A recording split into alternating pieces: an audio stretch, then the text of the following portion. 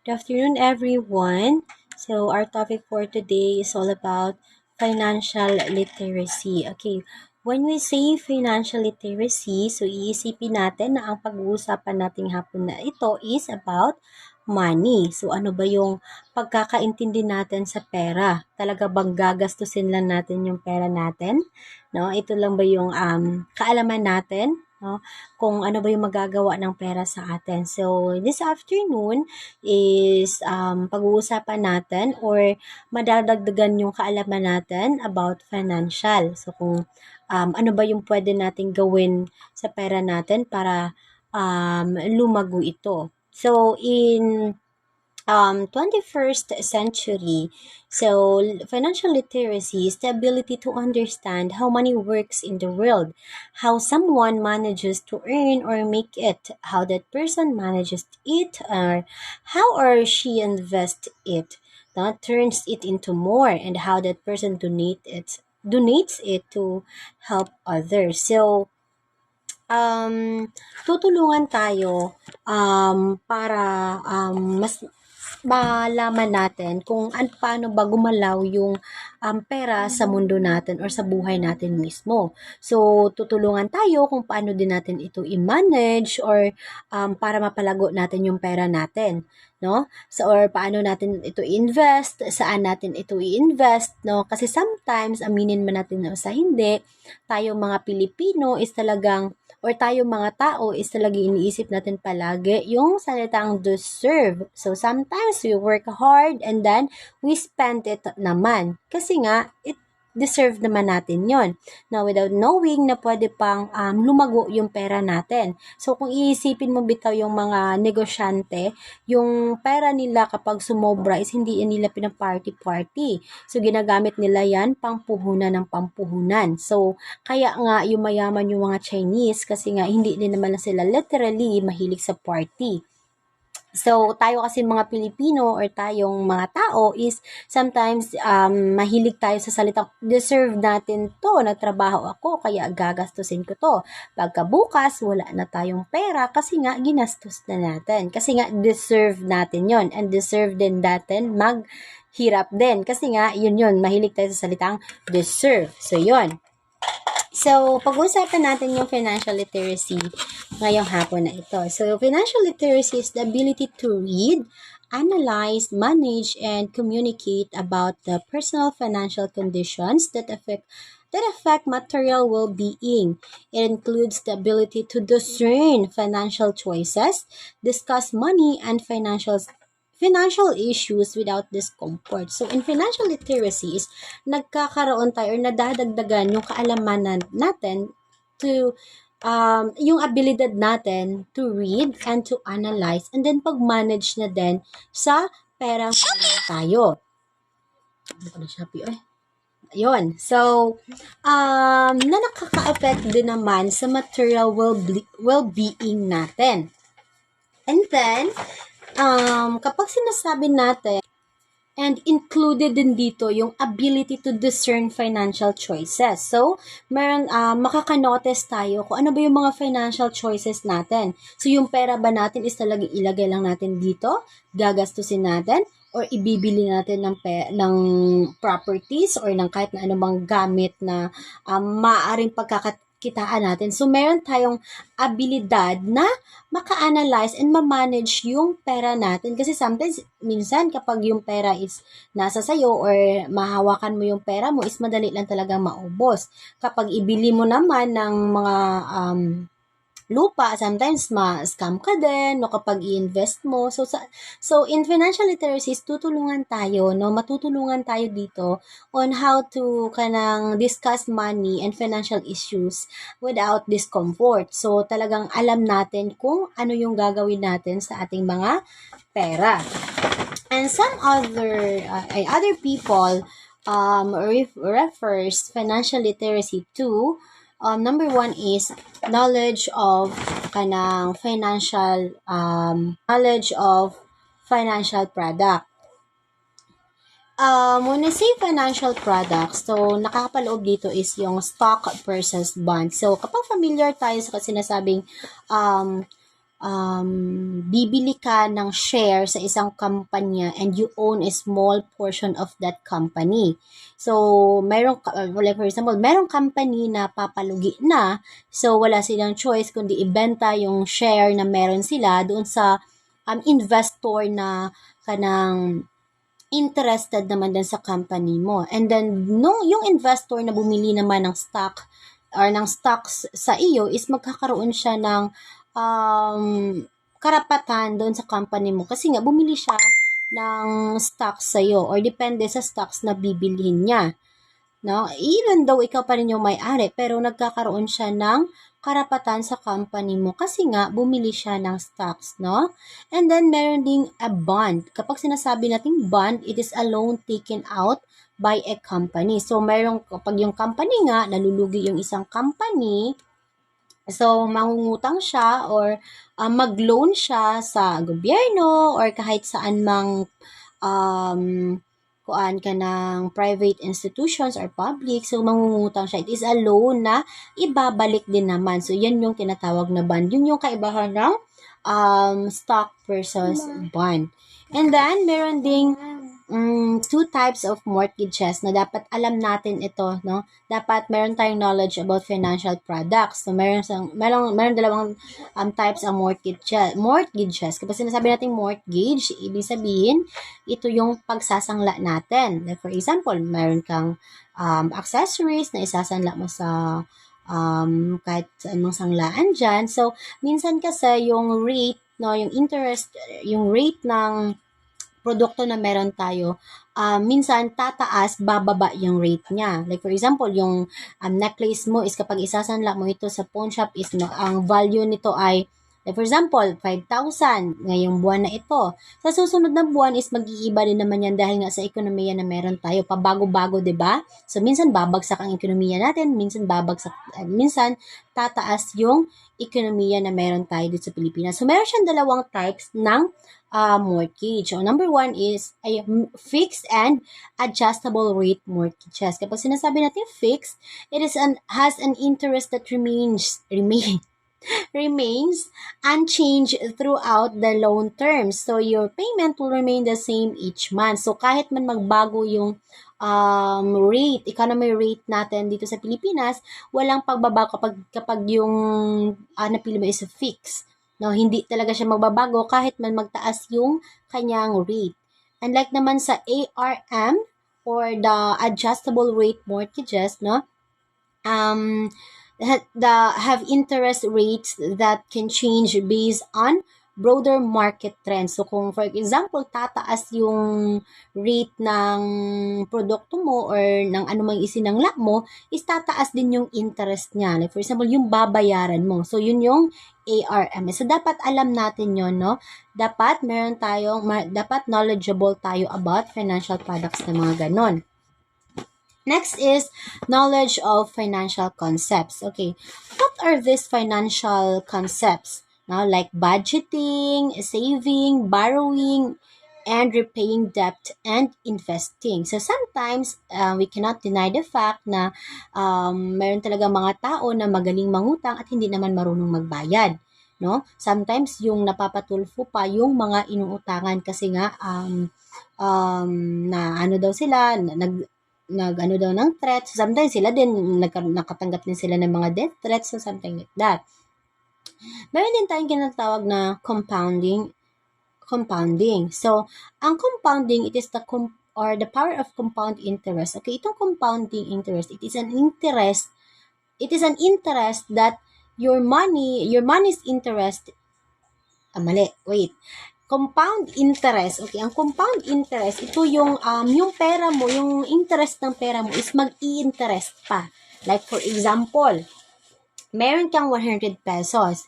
So, kapag i-invest mo ito at mag-earn ito ng 5% per year. So, per year yon. So, continuous siya, no? From 2024, yung pera mo is 100 pesos as i-invest mo sa isang company na tutubo siya ng 5%. So, at the end of 2024, magiging 105 yung pera mo. At the end of 2025 naman, magiging 110 yung pera mo. At the end of 2026 na naman, ang yung pera mo is magiging 115. So, per year, tutubo siya ng tutubo ng 5%. So, yun yung compounding. That is the power of compound interest. Next is, dito sa financial concepts, is the diversification. So, kapag tayo ay kuan ka ng mag-invest ng pera natin, sometimes is,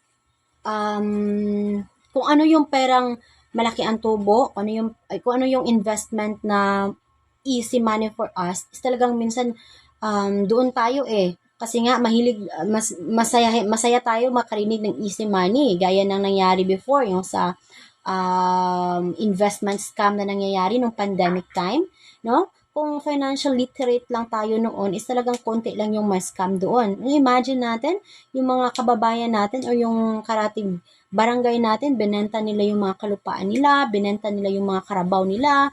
No, I heard marami talagang nagda-downfall ng panahon na yun kasi nga naubos talaga yung pera nila at na-invest nila doon at wala talagang natira sa kanila. So, the power of diversification is talagang makakatulong sa atin on how managing the risk of investment. So, like for example, yung always natin tatandaan ito, yung kasabihan na do not put all your eggs in one basket. Kasi nga naman, kapag naman mabuslot or masira yung basket na lalagyan mo lahat ng itlog mo doon, wala nang matitira sa'yo. So, ganun din sa investment. Kapag ilagay mo lahat ng pera mo dyan sa isang investment, kapag ma-scam ka doon, mauubos yung pera mo. So, dapat i-divide mo yung pera mo. No? Hindi naman ibig sabihin na kapag nag-invest ka sa isang company, dyan ka lang pwedeng mag-invest. So, for example, meron kang 1 million. So, hati-hatiin mo yung pera mo. So, invest mo dun, bili ka ng lupa, bili ka ng kahit na anong bagay na sa tingin mo ay makakatulong na mapalago yung pera mo. So, hindi natin i-focus yung ating pera sa isang investment lang. So, that is the power of diversification. It can help us na ma-manage natin yung risk ng investment. Next is having the mathematical skills or numeracy necessary for effective financial decision making. So dapat meron din tayong knowledge about ano ba yung interest, no? Kapag nangutang na tayo, dapat alam natin na kapag nangutang tayo, meron talaga yung interest na dapat babayaran natin kasi kapag hindi tayo magbayad, talagang lumaki yung babayaran natin. No, na akala natin, pa-relax-relax lang tayo kapag hindi tayo nagbabayad ng 1 year, hindi natin alam. Yung binabayaran na lang natin is yung interest na lang, hindi pa tayo nakabayad sa principal or which is yung pera na talagang inutang natin. So, dapat alam natin yon para hindi tayo malubog sa utang. Next is being engaged in certain activities such as financial planning. So, kailangan din natin pumunta sa mga seminars, no, para makatulong sa atin para ma-manage yung pera natin. Kasi sometimes hindi naman talaga tayo talagang magaling, no? Talagang magaling lang tayo magastos, di ba? No, hindi tayo magaling talaga sa budgeting. So, dapat makinig tayo sa mga tao mas nakakaalam or yung mga financial advisor, no, ganun, mga taong ganun. So, dapat makinig tayo sa kanila kasi nga, meron silang sapat na kaalaman doon sa financial planning at makakatulong din doon sa decision making na dapat gawin natin kung ano ba yung gagawin natin sa pera natin. Sa pera natin yon. Next is public and private institutions alike have recognized the need for financial literacy to be incorporated in the school curriculum. So, ang public and private institutions ay talagang nakikita nila na ang Pilipinas ay kailangan talagang magkaroon ng financial literacy, no, sa pag-aaral. So talagang dapat i-include siya, no, i-incorporate siya in the school curriculum. So dito na ipapasa ang RA 10922 otherwise known or kilala siya bilang Economic and Financial Literacy Act. Now, wherein mandates the DepEd to ensure that economic and financial education becomes an integral part of learning. Meaning to say, talagang minandato ang DepEd na talagang yung Financial Literacy Act or Economic and Financial Literacy Act ay talagang ikasali siya sa pag-aaralan or magiging integral part of learning siya ng mga bata from kindergarten to grade school. So, dapat bata pa lang yung mga kabataan natin is alam na nila on how to kanang save, pakonte-konte mag-save ng pera. So, dapat alam yun ng mga kabataan. So, kasi sometimes yung mga bata din, tuturuan din natin na mag-save habang bata pa sila kasi nakakatulong ito sa pag-mold ng kaisipan nila nga na dapat ay magtipid, dapat marunong din mag-handle ng pera nila na hindi lang gastos ng gastos. Kasi nga, mahirap kumita ng pera ngayon. So, imagine natin, yung Pilipinas is talagang napakarami na ng tao. So, by year ay talagang tumataas ang population natin. So, as of 2023, ano lang tayo, as of 2023 ay lang tayo, 117,337,368 lang yung population natin. At nung dumating naman sa 2024, naging 119,106,224 na yung population ng Pilipinas. So, imagine, isang taon lang yung natin, talagang marami na tayo, talagang yung hindi tayo minsan kasi nag-iisip, wala tayong plano, no? Dapat talaga financial literate tayo kasi nakakatulong din yan sa pag-unlad ng ekonomiya ng bansa. No, mas lalong hindi maghihirap ang isang pamilyang Pilipino kapag konti lang yung anak ng ating mga mamamayang Pilipino. Kasi sometimes kung sino pa yung mahihirap, yun pa yung marami ang anak. And we cannot judge them naman kasi hindi naman tayo yung nasa posisyon nila. Malay natin, gusto lang talaga nila ng ganun. As long as napapakain nila or nabibigyan lang naman nila ng sapat na edukasyon, walang problema yon. So, hindi yun nakaka-apekto sa ekonomiya ng Pilipinas. Next is, Luhan, ayaw ba? The Council for Economic Education, ayaw ba? The Council for Economic Education, the leading organization in the United States, developed 6 standards gearing toward deepening students' understanding of personal finances through an economic perspective. So, sa United States, ay talagang ma-observe mo doon yung financial literacy. Agoy, nag-ulan. Wait lang, kanyang ulan.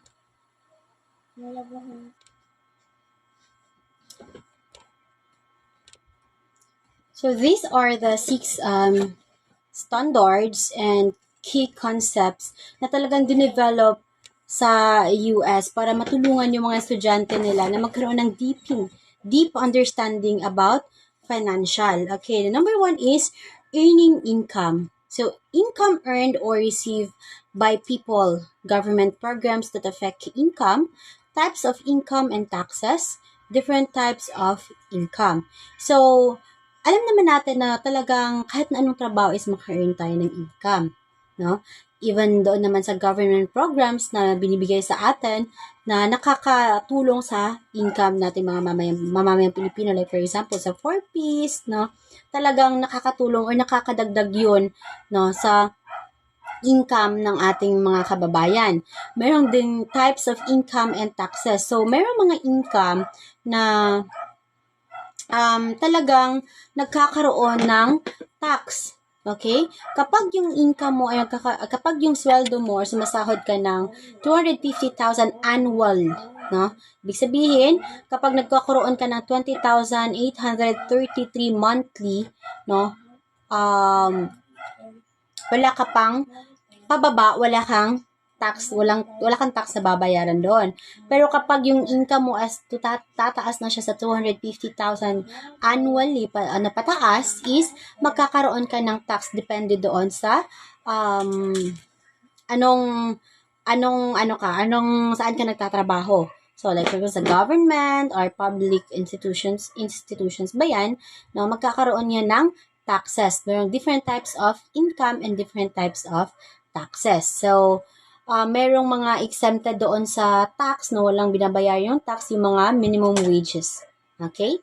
Next is buying goods and services. So, basics of budgeting and planning. So, in buying goods and services, dapat alam natin, no, kung ano yung mga basics na ginagawa kapag nagbabudget tayo, nagpaplano tayo. Like for example, pag nagkakaroon ka ng budget na 1,000 pesos yung weekly mo na allowance, and then that is for food, that is for intended for food allowance lang para sa iyo. So kailangan is pagkasyahin mo 'yon. Kailangan kapag bibili ka or mag-grocery ka, kung ano lang yung nasa listahan mo, so that is example of planning. So, dapat maglista ka kung ano yung bibilhin mo, no? Kung ano lang yung naka-budget na pera para doon, yun lang yun talaga yung gagamitin mo. So, that is the buying goods and services. Dapat alam natin on how to budget our money. Next is saving. How people save, where, and why. The power of compound interest. Concepts of saving and interest. Kaya nang sinasabi ko kanina, dapat alam natin kung saan natin invest yung pera natin. So, kapag napapansin nyo, marami tayong napapanood sa Facebook, sa YouTube, or sa sa television, di ba? Marami doon sa Jessica Soho na yung pera nila is kinakain ng anay, yung pera nila is nasusunog, no? Talagang nasasayang siya. Kasi nga, sometimes tayo is, hindi tayo nagtitiwala na mag-save ng pera natin sa bangko. Kasi bakit nga, no?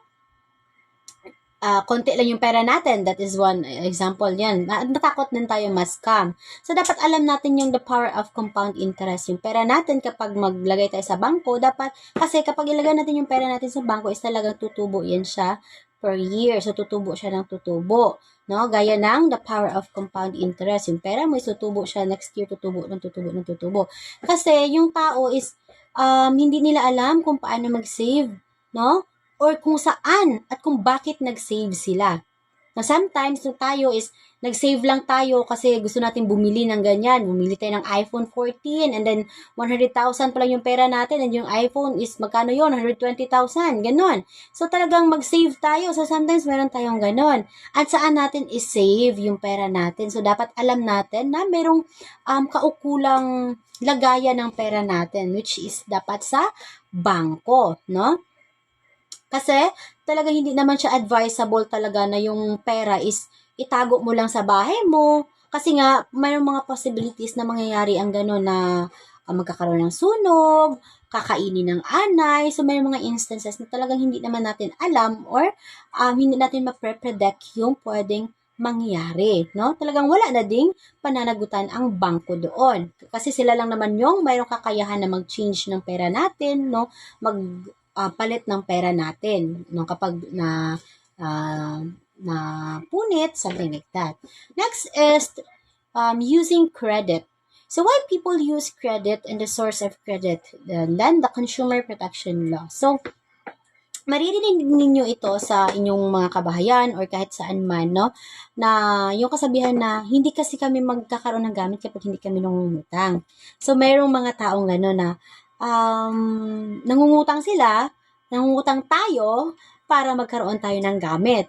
So, favor naman doon sa marunong magbayad at masama siya doon sa hindi marunong magbayad. Okay lang naman mangutang basta marunong ka magbayad at hindi lang din yung pasobra-sobra.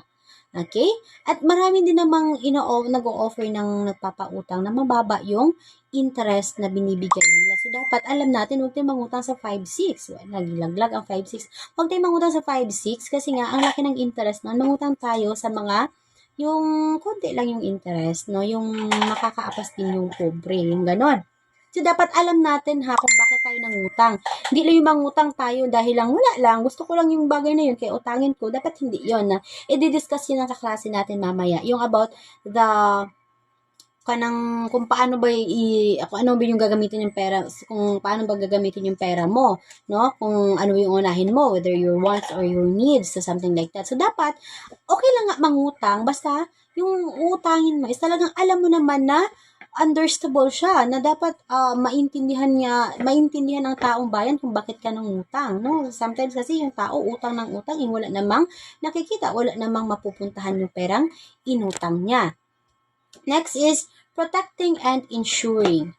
Life insurance products, insurance, identity theft, concept of financial risk, and lost managing risk. So, dito kasi sa life insurance, maraming ina-offer dito, like health insurance, hospitalization, medical insurance, death insurance, no? Dapat, habang bata pa tayo is kuha na tayo ng insurance natin kasi nga, hindi natin alam kung ano yung pwedeng mangyari natin sa ating future kasi hindi naman natin predict yung future natin. So, dapat din mag-ingat tayo sa mga taong nagnanakaw ng identity natin kasi sometimes yung pangalan natin is ginagamit nila para mangutang and then hindi mo na lang masyak ka na lang na magkaroon ka ng notice na pinapatawag ka kasi hindi ka nakabayad ng utang. Kasi kaya dapat mag-ingat din tayo sa mga magnanakaw.